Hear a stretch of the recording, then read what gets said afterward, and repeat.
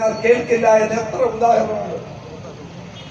പ്രളയം കഴിഞ്ഞ് പറഞ്ഞു എല്ലാ ബാങ്കുകളും വ്യാപാരികൾക്ക് 10 ലക്ഷം രൂപ പലിശരഹിതമായി കൊടുക്കുമെന്ന് പ്രഖ്യാപിച്ചു.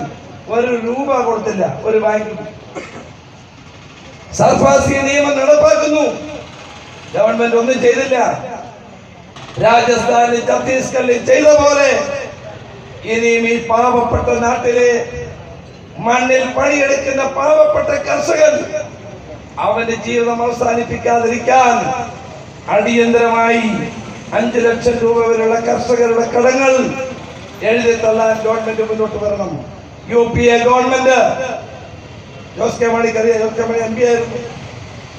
UPA ഗവൺമെന്റ് ഉള്ള കാലത്ത് 72,000 കോടി രൂപയാണ് അന്ന് മൻമോഹൻ സിംഗ് ഗവൺമെന്റ് എഴുതി തള്ളിയത്. കർഷകരുടെ കടമാണ്. മണ്ണിന്റെ വളക്കൂറില്ലാതെ ഇടിഞ്ഞതായി സർക്കാരിന്റെ പഠനങ്ങൾ കാണിക്കുന്നു.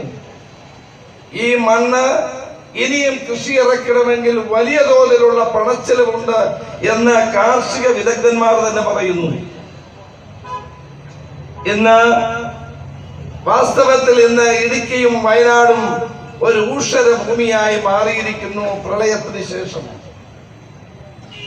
പ്രളയത്തിന് ഇരയായ കർഷകർക്ക് എന്തുകൊണ്ട് നഷ്ടപരിഹാരം കൊടുക്കുന്നില്ല? ഗവൺമെന്റ് പറഞ്ഞത് എന്താണ്? കർഷകരുടെ യഥാർത്ഥ നഷ്ടം തിട്ടപ്പെടുത്തി അവർക്ക് ആനുകൂല്യം കൊടുക്കും. എവിടെ കൊടുത്തു? ഈ ആത്മഹത്യയുടെ പ്രധാനപ്പെട്ട കാരണം പ്രളയത്തിൽ മനുഷ്യനിർമ്മിതമായ പ്രളയമാണ്. ഈ സർക്കാർ ഉണ്ടാക്കിയ പ്രളയമാണ്.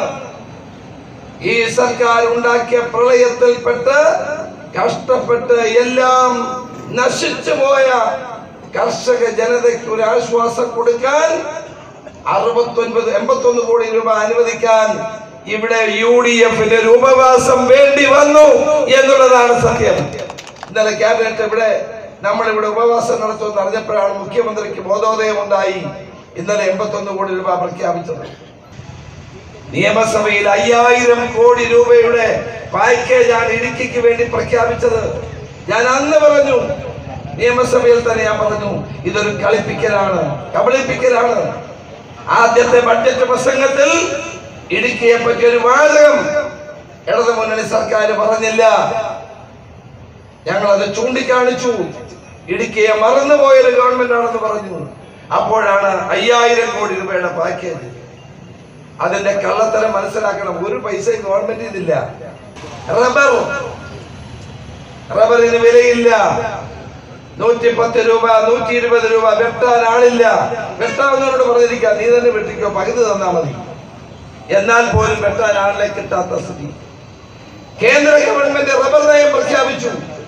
റബ്ബർ നയം കർഷകർക്ക് വേണ്ടിയല്ല, മുതലാളിമാർക്കും ടയർ വ്യാപാരികൾക്കും വ്യവസായികൾക്കും വേണ്ടിയാണ് റബ്ബർ നയം. റബ്ബർ നശിച്ചു. റബ്ബറിലൂടെ ഒരു വരുമാനവും കിട്ടുന്നില്ല. ഗ്രാമ്പൂവിൽ നിന്ന് കിട്ടുന്നില്ല, ഇഞ്ചിയിൽ നിന്ന് കിട്ടുന്നില്ല, മഞ്ഞളിൽ നിന്ന് കിട്ടുന്നില്ല.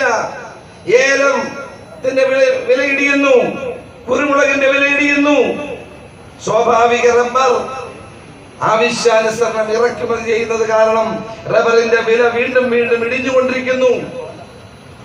ഞാൻ ഓർക്കുന്നു, ഉമ്മൻചാണ്ടി മുഖ്യമന്ത്രി ആയിരുന്ന കാലത്ത് പ്രിയങ്കരനായ മാണി സാറായിരുന്നു നിയമസഭയിൽ റബ്ബർ വില സ്ഥിരത ഫണ്ട് കൊണ്ടുവന്നു. എത്ര വില താഴ്ന്നാലും 150 രൂപ കൊടുക്കണം. ഇന്ന് ആ പദ്ധതി നടപ്പാകുന്നില്ല. 5 വർഷം മുമ്പ് പ്രഖ്യാപിച്ച പദ്ധതി 200 ആക്കണമെന്ന് ഞങ്ങൾ പറഞ്ഞു. നിയമസഭയിൽ ഗവൺമെന്റ് കേട്ടില്ല.